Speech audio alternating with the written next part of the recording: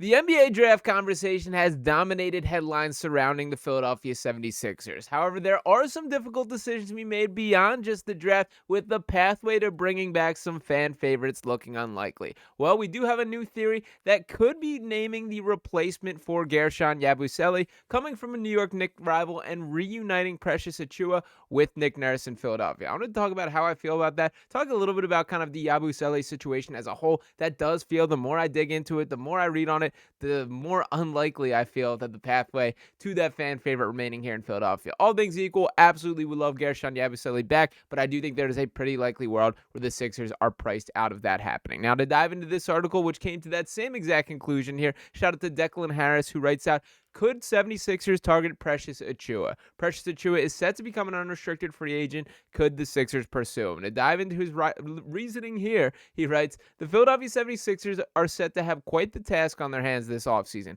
as they'll be certain to attempt to retain Guerschon Yabusele, who they took a gamble on last season, penning him to a one-year deal. This bet would have more than paid off, as the freshman would prove to be one of the Sixers' more impactful players, appearing in 70 matches in which he'd average 11 points and 5.6 rebounds per game. Given a successful return to the league, it wouldn't be out of the realm of possibility to see plenty of teams reach out and attempt to land the 29-year-old, which would leave Philadelphia with a massive hole in their plans. This would inevitably lead them to look elsewhere in the league for a replacement, which could point them towards the New York Knicks' Precious Achiuwa. Now, to stop on this with Yabusele for a second here, for starters, it just straight up sucks that for all these kind of shots in the dark that they've taken for these low-value minimum guys, that Yabusele is the guy that they absolutely nailed on.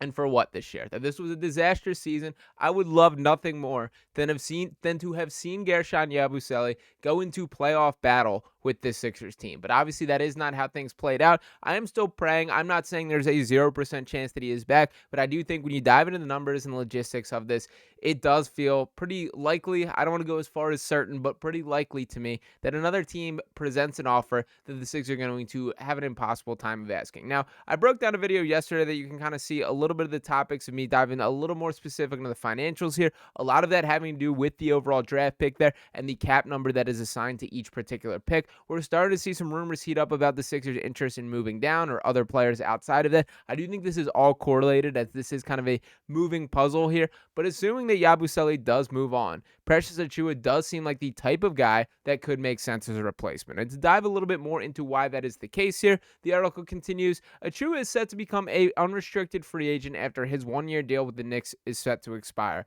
The veteran will be coming off a lackluster season in the Big Apple, averaging 6.6 points and 5.6 rebounds per game. Both categories are lower from what he was once averaging as a part of the Toronto Raptors under Nick Nurse. Now, when we talk about this, and I think we're going to see this be more true than ever across the NBA, there's just not that many dollars floating around the league. That when you kind of break down the salary cap perspective here, it's more about the percentages than the dollar figures. And what I mean by that is there are these direct slots. There's the max contracts guys, there's the mid-level exception guys, that there are like these specific dollar figures that are assigned. Those are what guys want to latch on here.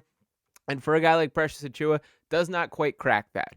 That's kind of the goal for here. Let's see a fuller example of what I mean here. To give the cap space for the big three on the Sixers team, which of course, Joel Embiid, Paul George, and Tyrese Maxey, that these numbers are dictated based on their accolades. Joel Embiid, who won MVP, has been one of the best players in the league, the best player in the league for stretches here, that his salary cap hit 36.5% hit. And what the NBA got right, or what I guess I should say the Players Association got right in the negotiation standpoint, is they don't take specific dollar figures there. As the salary cap increases, so do these guys' pockets. And that is why we're seeing these ridiculous numbers that all these players are signing. But to go down the list here, Paul George, with the accomplished resume that he has, 35% with his full-scale max contract that he signed last offseason. Tyrese Maxey, 25% for a guy who's already been to an all-star game himself, and frankly, is going to be in line for an even larger payday once we do get to the end of this one. Still got plenty of time before we need to go down that pathway here. But just looking at how much of the salary cap is made up for each of these guys,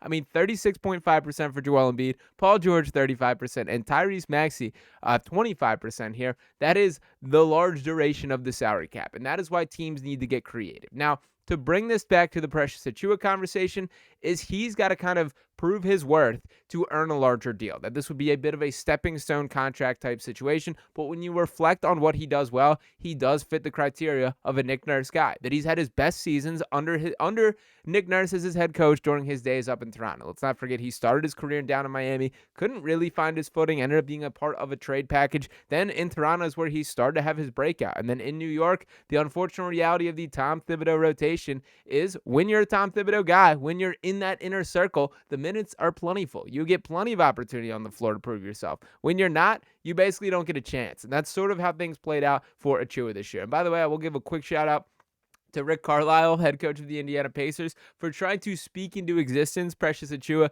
coming on the floor and playing in that series. Very funny to me. I know they haven't played him yet, but we got to be careful that. We got to be ready. He did the same thing with Campaign of like, I know he didn't crack the rotation yesterday, but he's given them some really good minutes. Some pretty good mind games there. Did not work, unfortunately, for him, but the writing I do think is on the wall for Achiuwa specifically. Now, to compare them from a statistical standpoint here, I don't think you can dig too deep into these numbers. He is still just 25 years old.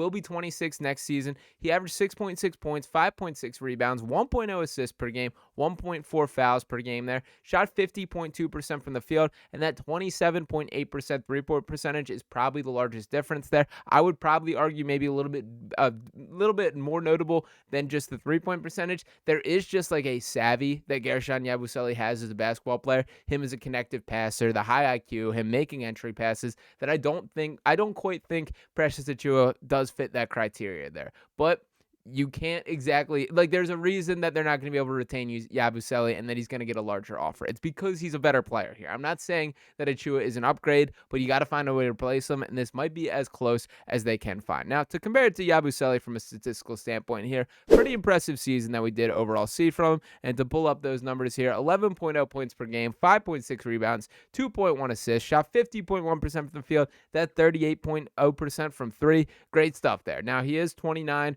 He is a guy who, why again this kind of leads me to the conclusion that next season may not be in Philadelphia here, is this guy's second chance at the NBA. This is his opportunity to get as large of a payday as he could receive. That I think the honest feel, or the honest game plan when this first happened, that Yabusele was, let me take this one-year contract with the Sixers and then see where things go from there.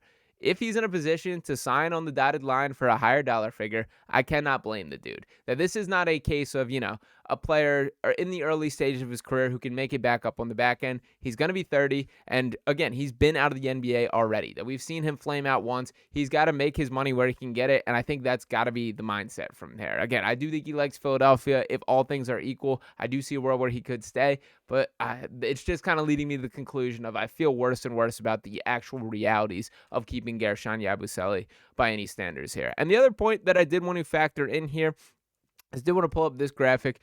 Some of the other low-budget names, and shout out to my guy Jake Moreno. We do streams. We'll be doing another one soon on here to talk a little bit deeper about kind of the draft prospects here, but he tosses out a couple other names.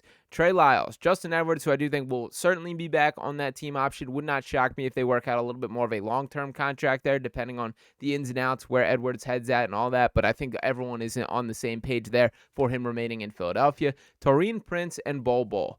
When these are kind of the bargain bin that you're digging through here, and I do like Trey Lyles a little bit, would be open to that. I get the appeal of Taurean Prince, although constantly leaves me underwhelming, and I don't think that's a guy who's a difference maker by any means. When we look at sort of the bargain bin that the Sixers can be selecting out of, I do kind of feel like Precious Achiuwa should be pretty near the top of the list. I also do love taking guys that will have a little bit of hatred in their heart for the New York Knicks there. That there certainly will be some animosity for Precious Achiuwa towards Tom Thibodeau for the lack of opportunity he received. So this is not ideal. This is not something that will be changing the course of the Sixers franchise, and frankly, if it comes down to Precious Achiuwa playoff minutes in a high leverage spot here, we're probably not in the best place anyway.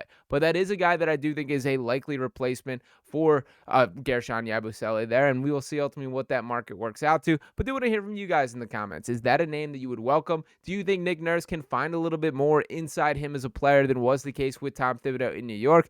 Is this all for nothing? Is this something that we should just be kicking and screaming and looking a different direction? Do want to hear your thoughts on Achiuwa as a whole. I still think he's young. I still think he's worth taking a chance on, and Nick Nurse is a guy with a track record who's gotten more out of him than proved to be the case last year. So let me know if you guys are on the same page as me. In an ideal world, world, Guerschon Yabusele still remains in Philadelphia, but in the reality that I think, unfortunately, we're living in, that seems like about as clear-cut of a replacement as we can find at this stage of this game. But let me know what you guys think in the comments. As always, appreciate each and every one of you guys for tuning in. If you have not already, make sure you are smashing that subscribe button, dropping a like on this video here. I'll be back talking to you next time right here on Sixers Digest. Peace.